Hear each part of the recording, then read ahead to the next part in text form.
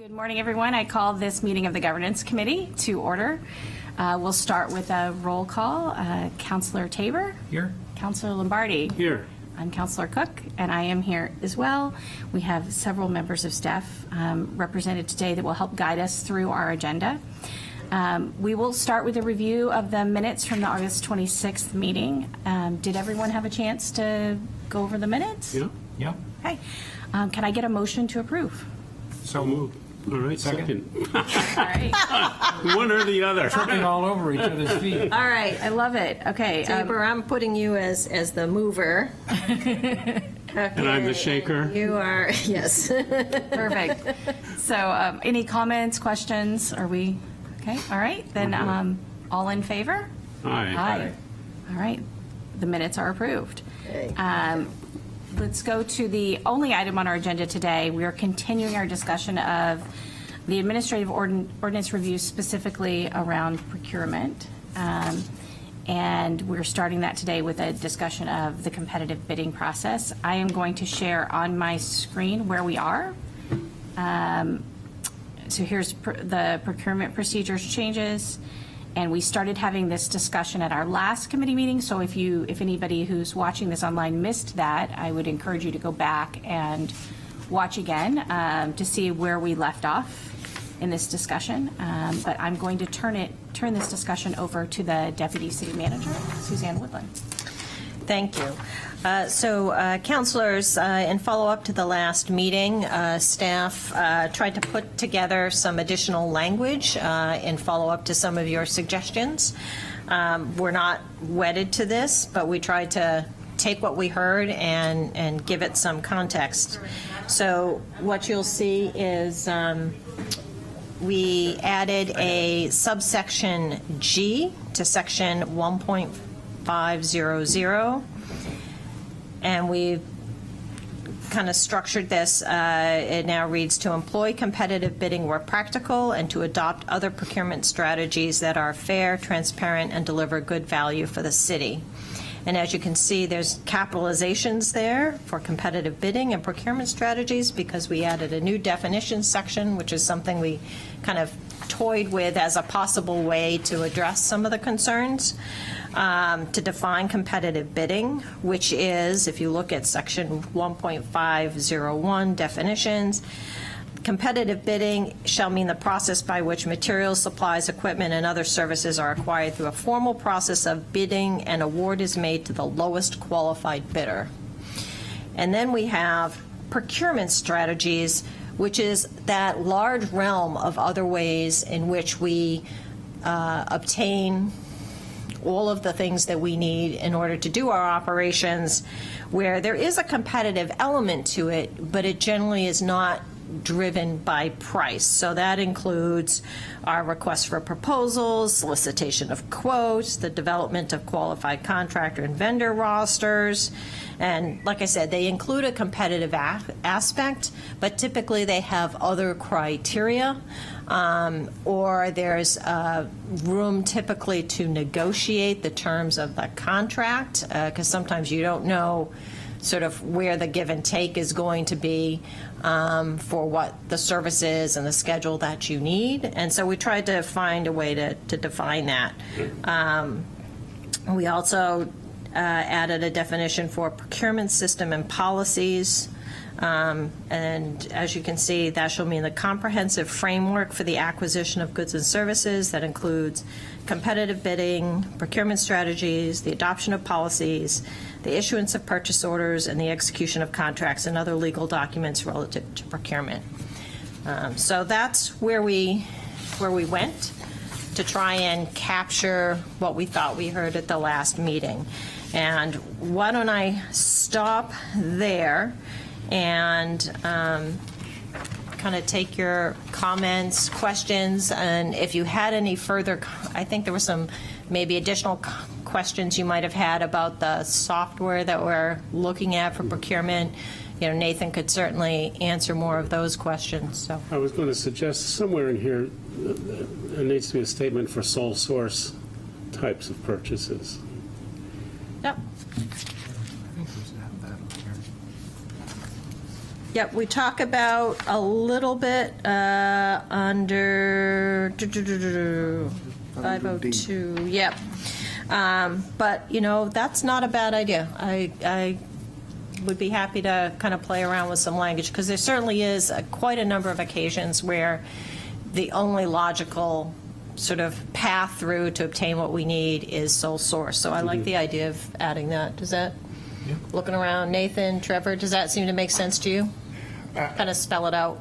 And as I'm sitting and reviewing and signing off on a number of purchases over the last couple of months, there are a couple of different ways that we apply sole source. In some cases, it's the sole provider, but in some cases, sole source is we have made these other decisions that make this solution the only compatible solution. It's not that there's only one provider of solutions, but that this is the only one that fits for us because of pre-existing solutions, and that efficiency is important. So I think we could help carve out a greater definition of sole source to make sense of some of that. I would say we also tend to see sole source, I thought Nathan explained that very well. There are a lot of times where we've made decisions in terms of equipment, for example, and you've got a trained workforce that is used to working with a particular set of equipment, particularly in fire and police, and you want them to have whatever piece of equipment they're picking up, you want them to be familiar with it, and you don't want to spend more hours training. So there's often that piece that comes in there. The other place you sometimes see it, I can tell you, legal services, we generally don't do an RFP process for that type of service, in part because usually we need, if we're hiring someone, it may be timely, like you can't do a formal process. B, because of conflicts. You're usually in a pretty narrow pool to begin with in terms of the lawyers we can actually engage, and depending on the nature of the work, it's often specialized work, and again, it's a very small pool, and with 3 phone calls, you kind of know whether you have someone who can help you with your case. So that would be another kind of typical example of where we would see, we'd go straight to negotiating a contract. Anything you want to add to that? Well, just a question, and I apologize because I haven't been in the Yep. conversation. I've reviewed this a lot, Yep. but I haven't been in this conversation. When you bring that up, I mean, we talk about it a lot in the procurement manual. We do. And then it is in Yep. 502D, we do talk about goods or services available from a single source. Yep. And then that would be obviously outside of the competitive bidding process. So I'm just wondering what specifically we're imagining above and beyond those two pieces in the ordinance. I guess that's what I'm asking. Yeah, knowing that it's here under competitive bidding, but the question would come up, for example, if something were not triggered by competitive bidding, but why we might still do sole source. I could see why there'd be a value in kind of adding some more specific language for definitions. For example, with the RFP example, why for legal services, we wouldn't even be in the realm of competitive bidding typically. Yep. But we also wouldn't do an RFP because, we need to get a lawyer to file an answer within 2 weeks, and it's got to be on this narrow issue, and they got to have no conflicts, and you're making some quick phone calls to find that firm that can do that piece of work, specialized work, and get the answer filed in time. You're not going to do even an RFP process. You're not going to employ those other procurement strategies. You're going to go straight to sole source. Yeah. I would generally agree that I think it's helpful to have that definition just so individuals understand what single source or sole source really Yeah. means. Because, there are challenges here. Let's say you buy a new plow that's a newly released piece of equipment that year. It's been revamped. Yep. The only company that's making replacement parts so far Yes. is the company that made the plow. In 3 or 4 years, you may be able to get aftermarket Right. parts, but you can't really. Yep. So I think that's the concern, is people understanding that Yeah. there's just not another source. Yeah. I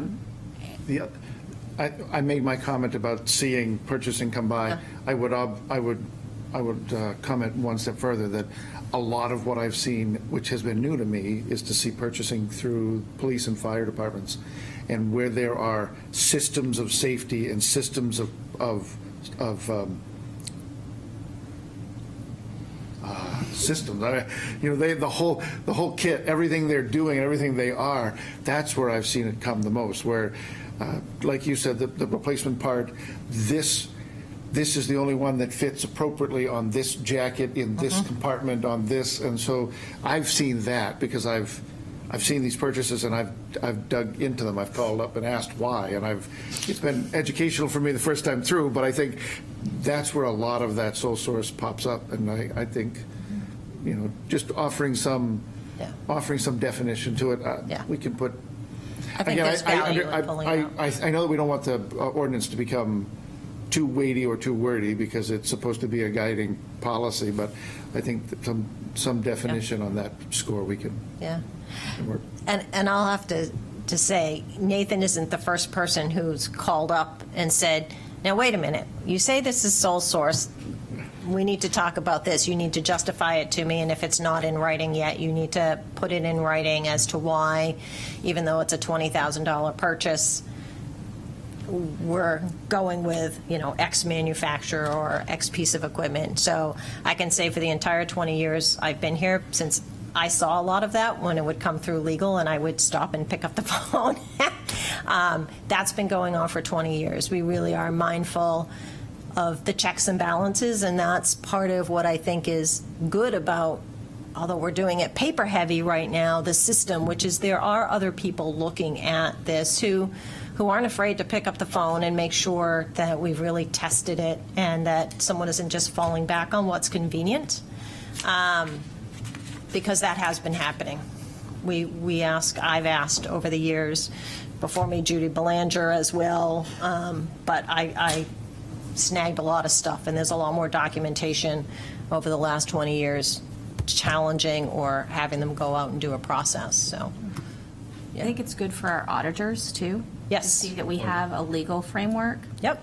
That justifies this process, and that we are keeping all that documentation. Yep. I guess I was interested in a lot of professional services, and that, I mean, you bring that out, but there's probably more than legal. Oh, yeah. There's technical, there's. Yes. Yeah. Yeah. It seems to me that this is all implemented through the procurement manual, and a lot of the procurement manual tightens up what's kind of just policy directions. Correct. Here. Correct. So should we refer to, maybe one I-500, the city manager will keep an updated procurement manual reflecting these policies or something like that? So we added a definition of procurement system and policies, and so that if you go to 1500, all procurement shall be managed pursuant to the procurement system and policies adopted by the city manager. So we're anticipating Got it. that the city manager will be continuing to sign off. I just didn't know whether to call it a handbook, because as we talked about last time, a lot of it is going to be in the system that we purchase. Now, there will be policies attached to that, but a lot of it will be baked into the system. So I think we're both saying the same thing. The question is, it might be hard to write it all in a handbook in the traditional way, because it's actually going to be developed in the system of implementation of the software rollout. But I don't know if you want to talk more. What section was that? Section 1.500 procurement policy, the first sentence, first two sentences really. Got it, okay. And then we gave a definition below Right. of procurement system and policies. The word manual wasn't used, but the idea is somewhere, We're talking about the same. same thing, Yes. somewhere that system has to be identified and formalized, so. Yep, Yeah, because that's where it's all implemented. we agree, yeah, yep. So I have a question around that. And currently, you could put in an information request for the procurement manual so that people could see it. Yep. What happens when will it be as easy, or will the guidelines be as easy to access? Will they be available online so that it's clear for everyone what the procurement strategies are? Yep, that's a good question. I think there is value in making sure that however we document the new system, that it serves the function that you're talking about, which is that transparency, not only to our staff, because we're going to have to train our staff. So there's certainly going to be some level of documentation to train our staff. And I'm trying to think whether that documentation would be broad enough to kind of get at what Councillor Cook is suggesting, is just so your everyday public citizen could understand the robustness of the process that we have. I mean, that's really what you're looking for. Yes. Yeah, Even if it were a slide deck, that you use Yeah. in training. yeah. I don't think, I don't foresee that the manual goes away. I think the manual thins because some of the paper, the manual itself right now is probably 25 or 30% artifacts, or appendices.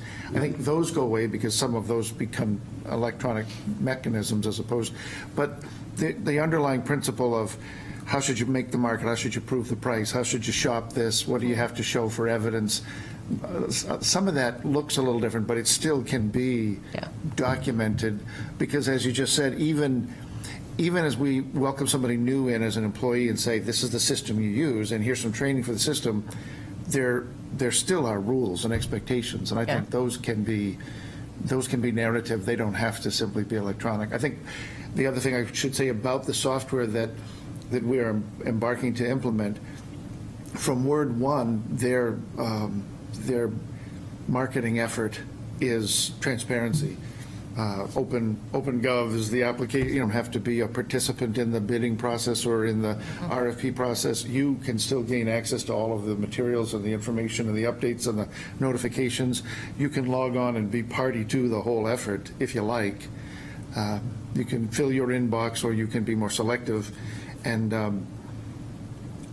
that doesn't include the business logic that the software goes through to decide whether we need section 3 or 4 when we write the RFP. But I think with the combination of the transparency opportunity that is provided through the software and the basics of the manual kind of parameters and principles, I think the entirety of the effort will be obvious and available. Okay.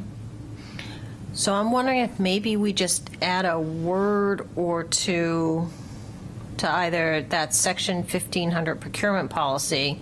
All procurement shall be managed pursuant to the procurement system and policies adopted and published by the city manager. And so whatever form we publish that in, whether we call it a manual or it winds up being the 10 procurement policies, maybe something like that. Would that make sense? Yeah. Yeah. I think that would help, and then it would be clear that we're trying to be as transparent as possible. We want everyone to understand the process and the procedures. Yep. I guess I have one other question about the software package. Absolutely. Will there be kind of an audit of the process ever to check that it's actually working as desired? So that people are submitting proposals and that the proposals are actually going in as desired? Will there be somebody to test it or a process to do so? Yeah, I mean, I think our procurement coordinator, purchasing coordinator, Ms. Prempis was with us for our last meeting. I think she will be a routine auditor of the process working, especially to the extent that it automates some of the workflows that she's been responsible for pushing manually. I think that because of the transparency built in, our participating vendors will offer an ongoing That's what I'm asking right there. an ongoing gut Asking. check. Because I think one of the things that we do and don't do, and I can't speak to the conditionals that drive right now whether we publish a bid result or with a request for qualifications and even with a request for proposals, I think we always publish who responded, but sometimes it's not as clean as $3, $4, and $6. a network of ideas, and so we publish who responded, but can't really speak to the substance. I think that the expectation is that a lot of this will be transparent and available. So the firms themselves will be an ongoing audit of, was I fairly treated? How did I compare? Can I see it? Did it work? Did they actually see the fullness of my proposal? And I'll be mindful of that, because I guess, obviously, in the implementation phase, I want to double check and make sure that it's working. But I can also be mindful to work with Elle to touch base routinely to make sure that, it continues to deliver what we expect. Yeah, and my experience with systems like this is the organization says who has authority to give the 1/1 approval. You can have a limited number of authorizers. So that 1/1 approval is always going to be in the system. And can be produced in it. Like if our auditors said, well, who's approving this? You're going to have the whole chain of approvals. And, some will be only the council, some will be the city manager administratively, some will be department heads, some will be pushed down to even lower. Yep. But all that would be.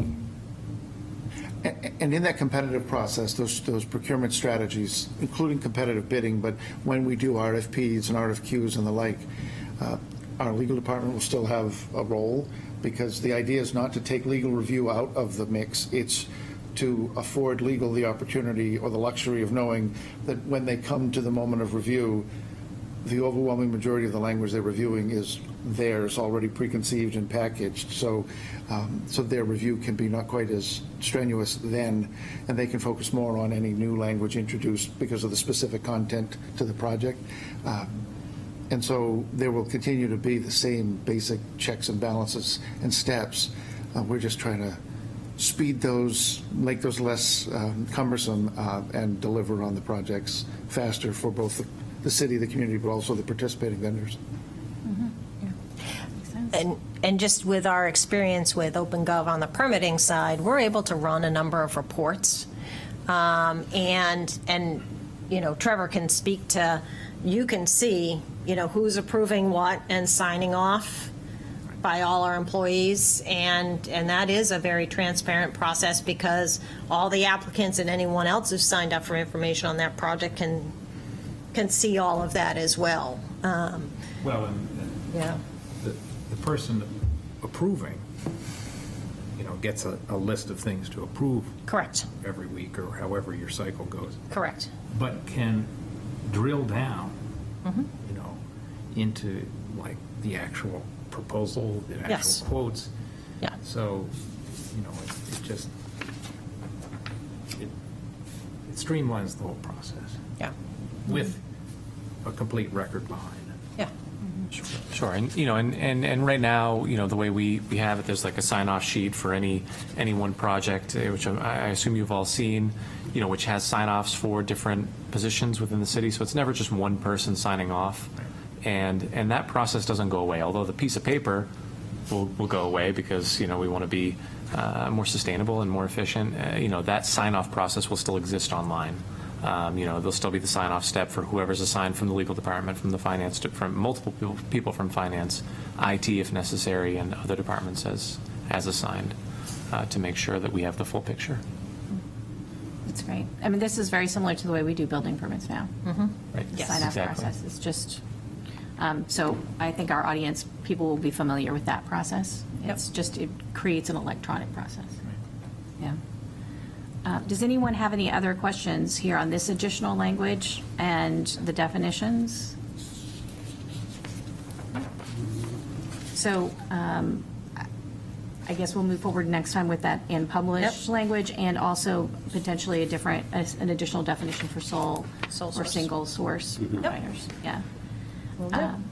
I have no experience in purchasing in this process. And I had my own single-person business for 25 years, and I didn't have to go through no one cared, you know. I think it's fantastic because my experience is with the federal government, which is far more complicated. Yeah. There's a balance. There is a balance. Some rules, but not too many. That's right. It's a good thing. And a chain of custody, and you also, the people who put in bids can actually see how the process is going. Yeah. I will say this. We have had, over the years, plenty of bidders and proposers who've come in and looked at bid results, and in terms of proposers, come in after, the highest firm has been identified and the contract entered.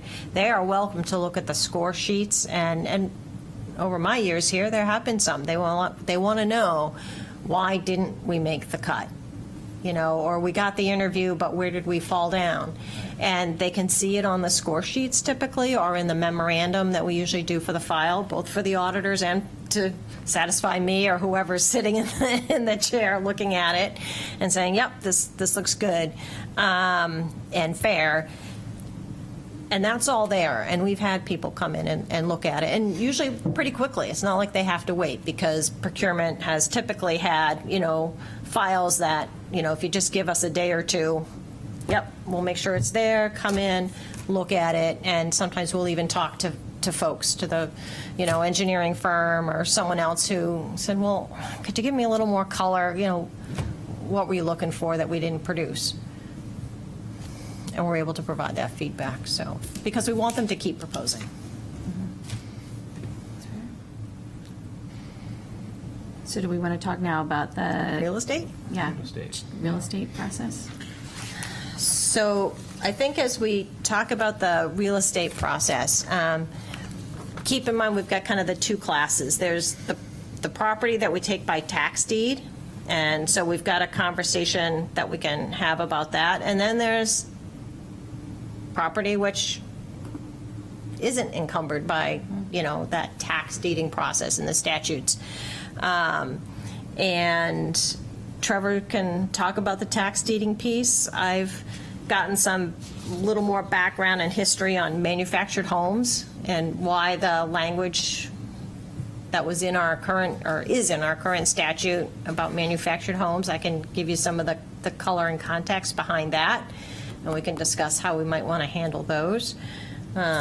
So I will stop there, but just know we've got some nuanced pieces that we can talk to you about.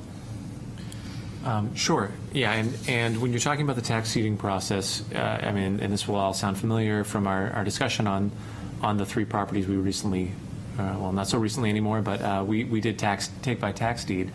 There are some pretty strict statutory requirements that we have to follow when we take property and then dispose of property through the tax deeding process, all of which are intended to ensure that the city, of course, recovers its lost value, the unpaid taxes and the money expended in trying to recover those unpaid taxes and the statutory penalties, et cetera, but also keep intact the property owner's equity in the property, right? And that's really a fiduciary duty that we have in managing the properties, is to ensure that nothing bad happens to the properties, that they're maintained for the period of time in which the city is the owner, because it is the owner of the properties during the time that once we take it by deed and until we sell it or otherwise dispose of the properties, and try to protect any tenants that are there.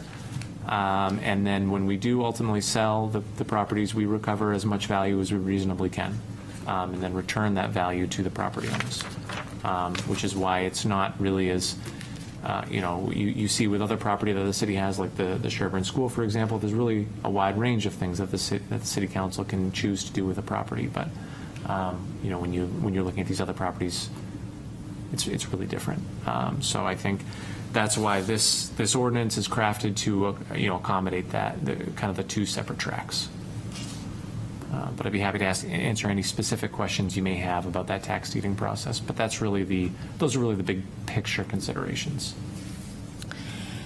And if you'd like, the other piece that, in terms of manufactured, homes. So I surveyed our resident legal historian about some of the history behind manufactured housing and why perhaps the language that's in the existing ordinance that gives the tax collector certain authority to simply negotiate a sale of the property. And what was reported to me is that because the manufactured homes typically have, if they're unimproved, de minimis value, and in fact, almost less value than just leaving them on the lot, because of course there's rent that's owed every month. And so part of what was typically done is when we've had to tax deed manufactured homes, which is not a preferred, there's been actually efforts in other occasions to avoid that, but when it has happened for these very not well prepared or not well maintained manufactured homes, it has been the decision in some cases just to dispose of them and to kind of get rid of the liability in some ways of sort of owning it from a city perspective, and yet you're still responsible for paying that fee. So that was part of the context and history behind the existing ordinance that said, originally it was like $10,000. In cases where the city owns a mobile home with taxes owed on such property in the amount of $10,000 or less, the tax collector shall be authorized, blah, blah, blah, to negotiate a sale. Well, what really happened, not really happened, but what often happened is in those couple of cases, it was just disposal. There was a recommendation to just dispose of it and get the manufactured home off the lot, and that at least frees up the lot, for another use. So manufactured homes present a challenge because of the nature of the ownership rights and the limitations on the ownership rights. Now, nowadays, you do have more that have been improved and actually have value, but there's certainly a number that creates challenges. You're not going to, no one's going to buy it at auction. So you're really, your best action is how to manage that risk that comes along with a manufactured home and the ongoing costs of maintaining it. So I had a question here. So then the tax lien, after it's disposed of, however that's done, for scrap metal or something, so there might be some dollars to recoup on the part of the city. The tax lien stays with the individual, not with the property. That's my understanding from the way this is written. Property taken by tax lien may be deeded to the person for whom it was taken, or their heirs or devices, for a sum equal to the full amount of taxes, interest, penalties, etc. Is that how we deal with that, or do we dismiss the tax lien? Because that's the way I'm reading this language. Which language are you looking at? The bottom section, right after, in cases where the city owns a mobile home. Okay. The next paragraph, property taken by tax lien may be property deeded, or is that the tax lien? That's not really terribly clear to me. Nope, that needs fixing. And whether or not the lien stays with, it doesn't, Yeah. usually the tax is on the property, so do we continue to hold the lien? Or do we dismiss it? And write it off as a loss to the city? If there's, just like any foreclosure, if there's not sufficient value in the property to recover the full amount of the lien, you recover, basically what you can, and then the rest would be extinguished at that time. I would love to see some language that makes that clear. Yeah. That the lien doesn't pass to children and grandchildren, or like it doesn't Yeah. somehow. It Yeah, goes we with can the- fix runs that. with the land, Yeah. not with the individual. Sure. Yeah. And the other request I had is, can we change mobile home to manufactured home? While we're changing this? Yep. I should have Language caught that. has changed. The dated, yep. many of them are not mobile. Right. Most of them are not, yeah. Yep. Does anyone else have any questions on this? Not off the top of my head. What we're going to suggest, like I said, because I grabbed our resident legal historian this morning, this being my first day back, is as we come back with a revised section here with some new language, is that make it clear that the tax collector is not only authorized, well, the tax collector generally isn't authorized to maybe negotiate, but the final decision is the city manager's. But we may rephrase that to say the tax collector would make a recommendation to the city manager to dispose by sale or otherwise the mobile home. Because our experience is, at least historically, with those older ones that are singles and not double wides, is they're usually just disposed of and not sold. So we'll clean that paragraph up. I guess this raises another question. When somebody has been paying their taxes, but then they're evicted. I mean, this is a special category where you can be evicted even though you're paying your taxes on your property and you own your property potentially out, or your mobile home outright. If they're evicted from their property, what happens to the city's taxing authority over that home when it's no longer on the land that it was on? I don't know. We'll have to get back to you on that one. Yeah. This is something that's come up recently for me with residents, that because rents have gone up in some of these manufactured homes to $500 or $600 a month Yep. on Yep. those properties. Yeah. There's a lot of them have changed ownership, and the new ownership's much more aggressive. Yep. We'll see if we can do some digging, because I know other communities like Rochester, for example, have had a lot more experience with mobile homes than we have. I mean, as a practical matter, we just haven't had that many situations, just given the nature of kind of the way things move here. So let us see if we can do a little more digging on that front. Trevor, I think one of the questions I had for you, leaving aside whether we want to do something directive in terms of helping the city manager dispose of mobile home or manufacture less value and than we could ever recover for our taxes. Is there anything in the state law that says we have to put some kind of boundaries or guidance in our ordinance? Is there anything in state law that says you should adopt in your local ordinance or look to your local ordinance to do X or Y?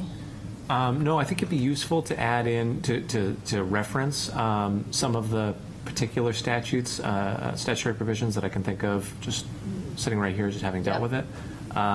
In particular, there's a statute that says, if there are some environmental hazards, or other hazards with the property that would make it a real liability to the city, we have no obligation to take that property by tax deed.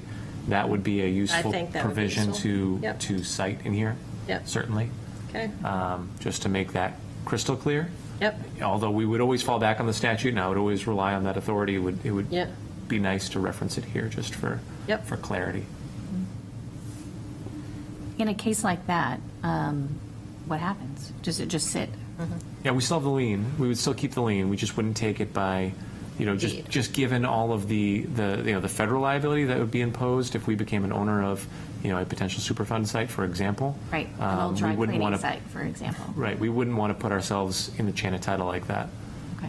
We wouldn't want to put the city in the chain of title like that. So we would, of course, keep the lien, and, if the property were ever sold and there were ever value associated with that, we could still recover it, but the city wouldn't take on, and the taxpayers of the city, we wouldn't take on that liability to clean it or remediate it.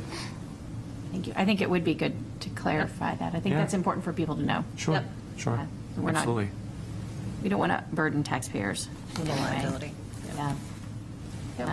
And I would love to see a line here about what happens if a mobile home, or at least when there isn't a tax lien, but it moves off the property, my assumption would be then it's no longer on the tax rolls for the city of Portsmouth because it's not there.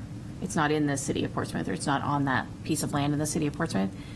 In all likelihood, you will have another manufactured home go on that site that probably has a much higher valuation. Yeah. In any case. Yeah. Yeah. Yeah. And, you know, and there is also authority under state law to negotiate like repayment plans with property owners. You know, we don't Yep. always have to. That's why, frankly, you know, we don't do tax deeding often. The city does not do tax deeding often here in the city, is because we have these other options Yep. to keep people in their homes, to allow them to, you know, repay the debt without, you know, okay, just fork it over right now and it's full amount. And that's Payment often plan. what we'll do, the payment Yep. plan. So that would be, again, it's something we have the authority to do under state law, and it's something that we certainly would do. But it'd be good to lay that out here in the ordinance. Yeah, yeah, I think that's a good point that Trevor just brought up, which is the city is not eager to take property by tax deed. To the contrary. Yeah. At the risk of being labeled a rabble-rouser, may I just observe, this was a very interesting conversation, all under the heading of procurement procedures. And I am new enough to it so that I don't want to suggest that we need several more sections of ordinance as opposed to keeping them limited. But when we started working through this some weeks ago, I was struck by this whole conversation about the disposition of real estate. And then the subsequent disposition of surplus. And I wonder, to the extent that this gets broader and deeper and more involved, if, anyway, someone This be separate. someone Yeah. someone back some time ago made it all part of purchasing, but it sure feels like we've gotten afield from purchasing if we have the opportunity to break this out and put disposition of assets elsewhere. Yep. And actually, we had talked about getting, you know, the Article 2 or Yes. Section 2 or whatever that was reserved, Yes. and wanting to also kind of bring the payment by credit card section kind of in line with other finance department elements. So I would say, don't get hung up on the numbering right now, because I think once we look at all of the edits to Chapter 1, we'll be able to then look fresh at the numbering and the organization, Great. precisely for the reasons that both of you have identified previously. So if that works well for everyone, just know, don't be fixed on the numbering and the title, and we'll do the substance first, and then we'll figure out the organization, if that works for you. This is a very important point, because it can be confusing, because we think of the administrative ordinance as really the structuring and organizing of the way we work as a government. And then when you get into procurement, it seems like that's just its own piece of information, anything around finance in general, that is not necessarily the functions of government, and it's more, how do we manage our finances? And so we should definitely discuss that. Yeah. And there are other sections which are kind of sprinkled through the ordinance, we'll say. I mean, Chapter 11, that's where you get the referral to planning board. Chapter 2 talks about how deeds should be executed. You know, perhaps all of these could be consolidated under one roof and Yep. a little more organized so people could find it better. Yeah. Never opposed to doing that. Good. Yeah, that would be good. So are there any more questions around disposition of real estate? We can move on to disposition of surplus property. And I think this is an interesting discussion to have, because the council has seen several items on disposition of Yeah. of surplus property recently.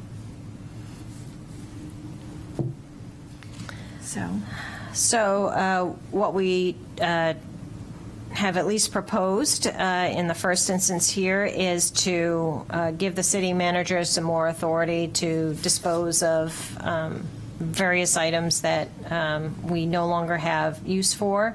For our discussion purposes, we broke it up into 3 buckets. The property valued at less than $1,000. We just gave the city manager authority to discard, donate, or sell any municipal supplies with a value of less than $1,000. And then for property valued between 1,000 and 50,000 to dispose of it without city council approval, but through a competitive process, auction, or trade-in in a manner to optimize city council, but it's still going to be some kind of process depending on what seems most useful. And then over 50,000 goes to the city council. But we're not fixed on those numbers. We were just thinking of the types of things we've disposed of.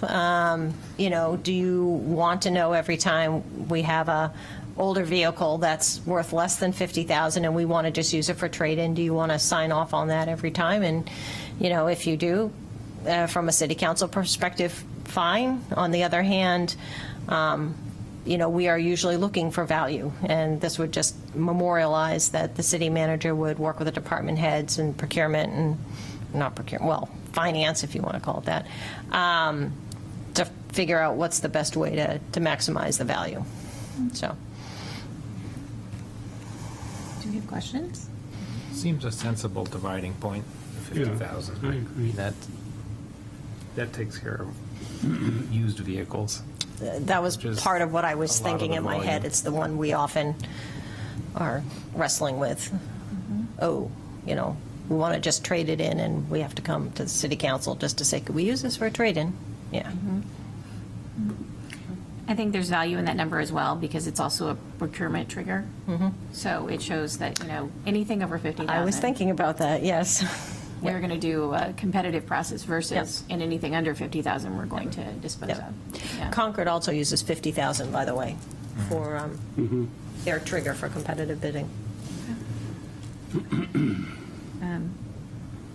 This seems absolutely logical to me. Okay. That's one of the things that, when it comes to the council, I'm always like, I feel like we're involved in the minutia of, disposition of assets like this. It's nice when Yep. you have something that comes like an old police car that's getting donated to a Right. museum. It's Yep. nice for the council to be aware of that. That's kind of a neat thing. But beyond that, Yeah. I'm less concerned about how Yeah. the city manager chooses to dispose of those things. And Yep. we all know that the city staff is going to want to get the most value for anything anything possible on trade-in. So Yep. And as with so many of our processes, it's all transparent. So, good. Any other concerns, questions? Seems logical. I think it is. Okay. All right. In the purchasing procedures with those limits. Yeah. Makes sense. Okay. so for the next meeting, we'll take what we heard, we'll do a little research, and we'll get you a clean version Okay. for the next meeting. I know Jane Farini has been working on two items. She is working on the volunteer handbook, and she had a couple of thoughts. I suggested she run them by you, Counselor Cook, as she's putting some things together. And then you can decide how they need to come back here or not, depending on your conversation, but to keep that going. I've also heard from Attorney Farini that she is pretty close to finalizing a draft of that section of this Chapter 1 that deals with fines and penalties and fees, which needed a good revisit and revamp, and also kind of to Trevor's point, which is grabbing pieces that are kind of in other parts of the statute or the ordinances and kind of putting them in one logical place to help everyone kind of understand and see, where the fine schedule is, so to speak. And I think I've gotten feedback from most departments on the organizational section. So I'm trying to remember when our next meeting is. We are currently not scheduled for another meeting in September, but we had discussed at our last meeting that might be valuable so that we can get some things on the council agenda. Yep. For approval before system goes live, is my understanding, before we Yep. purchase. Yep. So I had looked at our schedule, and Monday, the 23rd, would be the next logical meeting point, but that's a city council night, so I'm giving everyone a heads up. Our meetings don't seem to be very long at the moment, though, here. I think we could definitely have the procurement rewrite section by the 23rd. Whether I'll have all the other pieces, not sure. I know we're getting close, but I'm still digging out. So, but maybe. Okay. That would allow us to get onto the city council agenda for the 7th. Yeah, The which would be other opportunity is, I guess, the September 30th date, which is 3 weeks from now. That still allows us 2 days for agenda for that October 7th city council meeting. Yep. I just want to make sure that we're meeting the needs of the staff to get things approved in Yep. time for that next Yep. piece, so that we have the policies in place we need. I could do either the 23rd or the 30th. How's You everyone? don't need to be here, but. You know, need to I'm work. here anyway for the archive committee on the Okay. 23rd. Okay. I'll just sit here and Okay, you just stay. say. What about you, Sean? Either works. Okay. I personally would rather go like the 23rd if we can. Yep, If I'm we good. think you can be, We will, We can have at everything? least make the procurement section happen by then. okay. Yep. Okay. So that way we can get it on the October 7th council agenda for Sounds good. request and get us scheduled for hearings. Yep. Sounds Will the good. procurement section they won't have the real estate piece taken out, or will it? We will figure out something. Okay. I'm going to noodle that one over. And I'll, in the next 2 weeks, work Yep. with the deputy city manager on this. Like, if we want to just go ahead and pull things, start numbering, and so we can get that piece adopted. And then as we do other things like credit card procedures, or Yep. maybe we pull them. Yep. In kind of like a finance section. Yeah. I think that seems logical to me, because that is what's confusing in Yeah. the administrative ordinance. You're going along, and it's all how committees operate and how the city manager's office operates, and then it's, the ethics and, all disclosures, and then suddenly you've got procurement or credit card processing, and we've added things there, I think, over time that just weren't in the ordinance, and we didn't have another place, and now we have Yeah. enough. Yeah. That maybe it's time. Yep. Okay. Sounds good. I don't think I have anyone for public comment. Nope. No other announcements today. Actually, I do have one announcement. I should say that the Public Art Review Committee ordinance that is before the council, Public Art Review might have a request for a minor edit to the ordinance. If that happens, I have told them that will delay second reading, that we would have second reading, and then we'd have to have another second reading because of notice. They're not in a rush, so I think they're thinking about that. Is it small enough that we could continue a second reading? Maybe, I think it's around, there was a question around, right now, the ordinance is designated for buildings and building, specifically buildings and building renovations. And the question was, well, what if you have a project, a major project that's not a road? I mean, don't want roadways or anything like that included. But like, say, the skate park. Now, the skate park, under the new limits, wouldn't trigger it anyway, the change in limits. But say you have a project like that. Do you want to have a piece of public art there? And it doesn't trigger percent for art.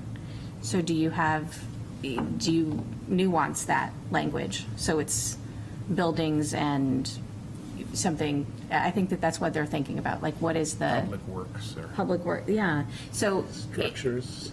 right, if you do public realm improvements? if you do a major improvement to Prescott Park, do you want a piece of art? Prescott Park. I think that's the questions that they have. Right now, the things that they're considering won't trigger it anymore with the increased limits to 5 million. The skate park wouldn't, right? But then there's a finite number of buildings the city's going to build or renovations the city's going to do over time.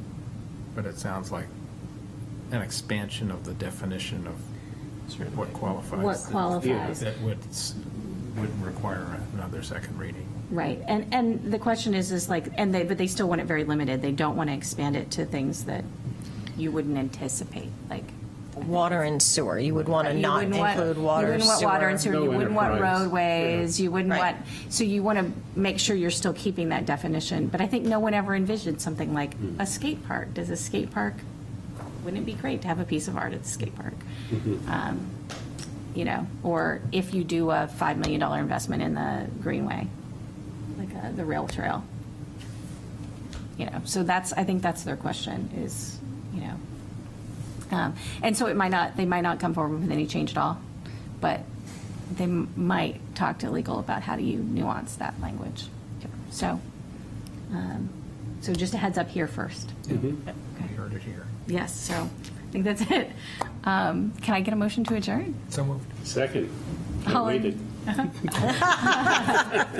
All in favor? Aye. Like fifth grade dance We are class. adjourned.